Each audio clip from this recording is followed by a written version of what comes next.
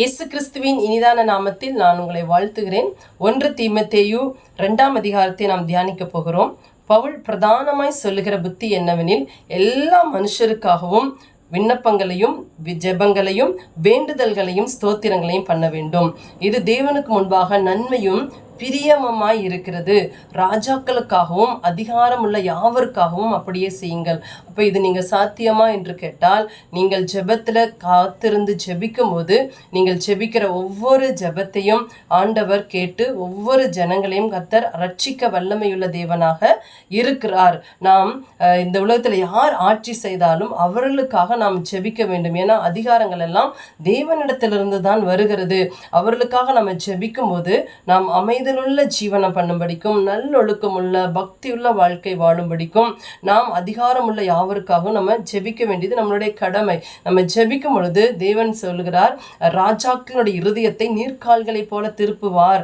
தேசத்துல நன்மை செய்கிறவர்களாக, தேசத்துல மக்களுக்கு பிரயோஜனமாய் அந்த தலைவர்கள் மாறுவார்கள்.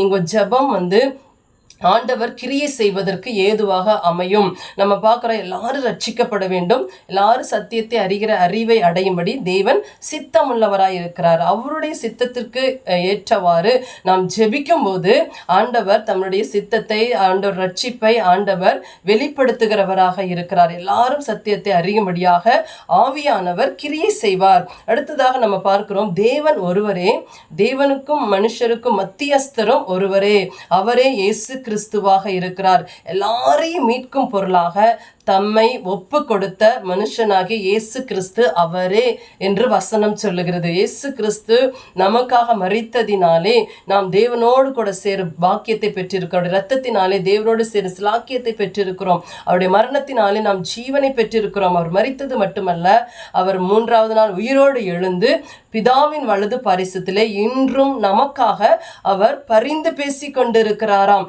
அதனால தான் நாம் இன்றும் நிலைத்திருக்கிறோம். அப்படி என்றால் நாமும் மற்றவர்களுக்காக தேவனுக்கும் மனிதருக்கும் நடுவாக நின்று ஜெபிக்கிற மத்தியஸ்தர்களுக்காக ஆண்டவர் எதிர்பார்க்கிறார். நாம் அப்படியாக நம்ம ஜெபிக்க நம்ம ஒப்பு கொடுக்கும் போது தேசத்துல மிகப்பெரிய ரட்சிப்பு வரும். ஜனங்கள் ஆண்டவரை அறிந்து கொள்ள, சத்தியத்தை அறிந்து கொள்ள தெய்வ ஆவியானவர் கிரியை செய்கிறவராய் இருக்கிறார். நம்ம ஜெபிக்கும் போது சத்துருடைய கிரியைகள், கோட்டைகள் எல்லாம் அழிக்கப்படக்கூடியதாய் இருக்கிறது. தேவனுடைய ராஜ்யம் வரக்கூடியதாய் இருக்கிறது. ஜெபிக்க நீங்கள் உங்களை ஒப்பு கொடுக்க வேண்டும்.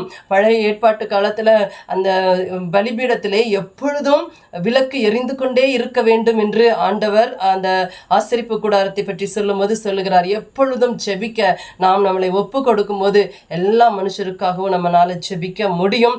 கர்த்தர், நீங்க அதற்காக ஒப்பு கொடுங்கள். கர்த்தர் உங்களை ஆசீர்வதித்து உங்களை கொண்டு மற்றவர்களுக்கு ஆசீர்வாதமாய் மாற்றுவார்.